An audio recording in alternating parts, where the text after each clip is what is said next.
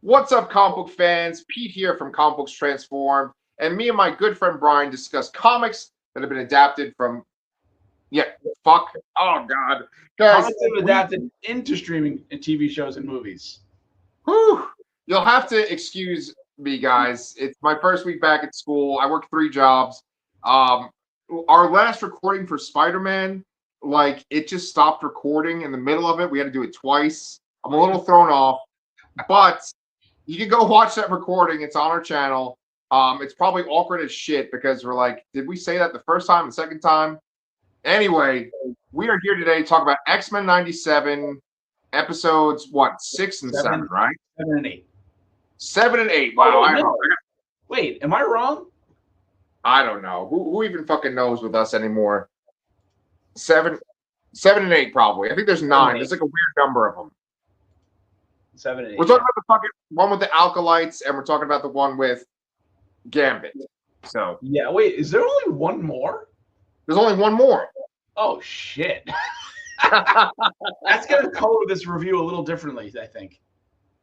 Well, okay. Well, I've definite thoughts about the Gambit one. The episode before the Alkalites one was a solid episode, but I almost feel like there's not a lot to talk about with that episode. Yeah, no, it was nice to see Colossus again. We got the kind of background of what happened with Ileana. I had thought that was going to be leading up to potentially Ileana being a horseman of Apocalypse, but after watching both of these episodes, I mean, we're talking spoilers here for both 7 and 8. So at this point, I don't know what they're going to do for a final episode at this point. I like I feel like at this point, you know, outside of like the fourth episode with Magneto, uh, and that kind of those two episodes that were joined together, um, this season doesn't feel as cohesive as the first season did. I feel like they were building up the final conflict throughout the entire season, but where I feel like we're getting a lot more kind of side quests in this season. And Yeah. I was coming into this review thinking we had 2 episodes left that they can somehow string together and wrap up. But I don't know what the hell they're going to do with one left. So the whole premise of this episode is that Graydon Creed's an asshole, and I don't remember what he does in the beginning, but he ends up in the Savage Land to be judged by the Acolytes for something. And Nightcrawler, because it's his half brother, I guess, wants to go save him. They have this whole court kind of thing uh, where Exodus kind of lays out why Graydon Creed's a piece of shit. And then Nightcrawler was like, oh, but he had a bad upbringing. So it was like comparing apples to oranges. So I felt kind of bad as much as I love Nightcrawler, but he did not convince me. No, no. Um, well, let's address some of the things you said in there because I think they're really important. What you just said, like I mentioned this in our Spider-Man recording that didn't actually record. That a huge part of our discussion of comic book movies, shows, whatever, is the background stuff. Now we're always talking about like the what's going on with the movie studios. Sometimes like politics are involved, and one thing that looms over this show is the firing of Bo DeMeo. And there's always this speculation of was this written by Bo DeMeo? Is this like from his script, but then they've adapted it? Are they starting to go away from his script? It said written by Bo DeMeo for the Gambit episode, right? But like that's one thing that's looming. Then there's also the idea that the show was put together with the idea that we were leading towards like the Kang dynasty, and maybe like Kang would have been a bigger part of this show. Like I've mentioned this a couple of times in our reviews that like the Wolverine that's in Deadpool and Wolverine, I think it was originally supposed to be that Kang took out the X-Men, and that Wolverine was like so scared of Kang, that's why he became an alcoholic versus humanity took out the X-Men.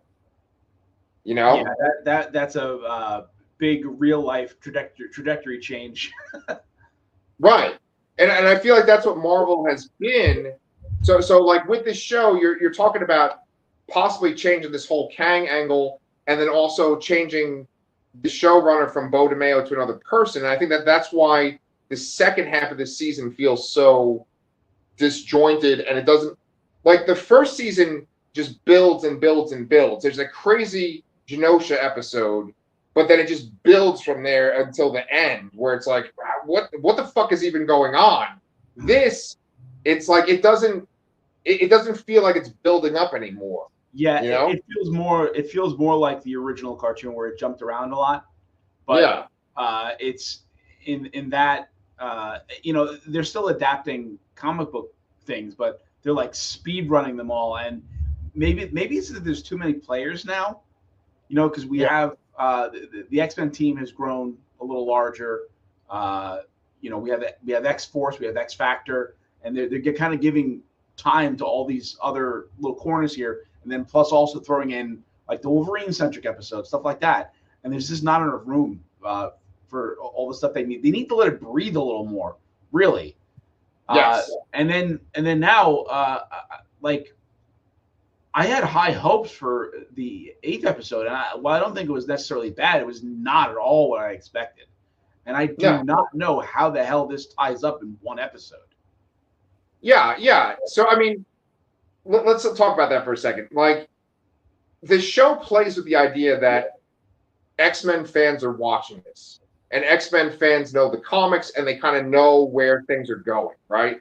So you're sitting there and you're like, okay, Magneto's dead. Professor X has like done the thing they did when Magneto ripped Wolverine's skeleton out. He also kind of like bonded with Magneto right at the end telepathically before he died. Maybe we're going towards Onslaught. Then like there's the stuff with Apocalypse. There's Apocalypse that went back in time from the future. There's present day Apocalypse. So maybe there's some kind of crazy 2 Apocalypse thing, right? There's all this stuff that's kind of simmering in the background, and you're like looking to see where it goes, and then it doesn't really go in that direction. Like, I don't personally understand what the fuck Gambit does in this last episode. Like, he gets that external, right, who's like a goddess for the Thieves Guild, right? Yes. So remember that external was working for Kang in the past. She was on. She was there, and then they made that. Oh, this requires an external solution or whatever. And she's the. And I think that they kind of gloss over it, but they take away the thing that Apocalypse gave her that grants her immortality, and that thing is now in Rogue. So my question here is that.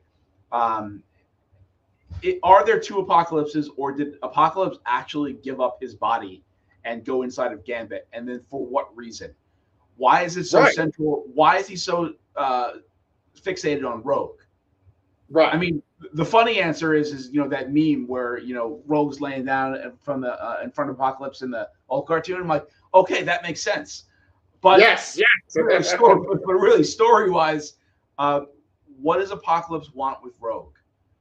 And right now, one thing that's like a major part of the comics, and they kind of reference it in this season, is the idea that like Apocalypse needs like a new host, right?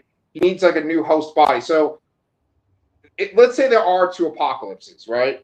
There's the corpse that X-Force finds is probably the Apocalypse from the future, because he was like recovering, right? Yes. And so he goes from that body into Gambit's dead body, which is like, that doesn't, it's like, if you're going to get a host, wouldn't you want like a healthy body versus a dead mutant body? You know what I'm saying? And again, that all leads me back to Apocalypse wants Rogue for something. Yeah. I mean, maybe his ultimate end game is taking over Rogue's body. I mean, maybe that's what it is. But he used the connection that Gambit has with Rogue to get what he's trying to, whatever he wants. Which I guess maybe Rogue's immortal now, and now he can be immortal in that body. I don't know. I mean, has the host thing ever been done before with Apocalypse, even in comics? I don't really remember that ever happening. Okay. So I'm really glad you bring that up, because there's certainly been many candidates for hosts of Apocalypse. I think Cyclops actually was a host for Apocalypse during that period of time where we didn't. Oh yeah, you're right. You're right. Right. But like, as far as hosts for Apocalypse, there's been many candidates. They made a clone of him that was in Uncanny X-Force, and the clone became like his own character. Yeah. They made like they thought that either Cable was going to be a host, but then when they made a clone of Cable and it was Strife, then it was like Strife would become the host. There's at least one other host in the comics too. But like did it ever actually like permanently happen? You know, I No, guess no. Because he always, I mean, would he look different, or would he just like turn into Apocalypse looking again because of the celestial power or some stuff? You know, with the blue lips. Yeah, I don't know. I mean, it's so bizarre because like I think even like Cable's son Tyler was supposed to be a host for Apocalypse 2, but like we've never seen the transfer. In the fucking horrible X-Men Apocalypse movie, he does transfer his essence into a guy in the beginning in ancient Egypt. God, I barely remember that. The movie's so fucking bad. But I think what's happening here is that there's a Apocalypse that's just normal and stuff in the 90s, and then the one from the future is probably the one who went into Gambit's body. And if even two Apocalypse, that means there's that. If we're saying that there are two Apocalypse, what if there's not? What if that one that's there is just the one from the future and that's it? And then his body is dead and he's in Gambit for whatever reason. Rogue. Unfortunately, I think that what you're saying is probably what's going to end up being the case, but it doesn't make any fucking sense at all because it's like if he's in the future and he's weakened, like he had to have been around in the past, you know? Yeah. But let's talk about like how the episode actually unfolds. I think one of the most exciting things is that fucking Nightcrawler just like takes out the whole team by himself. Yes, and the view they chose to show where it's like his point of view was amazing. That was a highlight of the episode for sure. Best part of the episode, absolutely. Okay, I made a note to myself. I was like, I don't want to text Brian this because I don't want to spoil anything for him. But when Gambit is in the X-Men mansion and he's like recovering or he's in a hospital bed, there's a number on his screen and it says like X266. And I see that smile on your face. You know what I'm talking about? That's the issue that Gambit first showed up. Oh no, I actually didn't notice that. I thought you were going to mention that. I thought that it was really weird that he just was just in a swamp and he got knocked unconscious and they have him in a hospital bed in full, armor and his trench coat and all that. Oh yeah, well that is pretty silly too. Yeah, but that goes along with the old cartoon though. Yeah, I know. But like, okay, the episode itself though, it just kind of feels like underwhelming and weird because like he goes and he can like control the Thieves Guild guys, and then they all have like flying Lobo bikes, and they attack the X-Men and X-Force that are in Cable's big flying, his gigantic plane.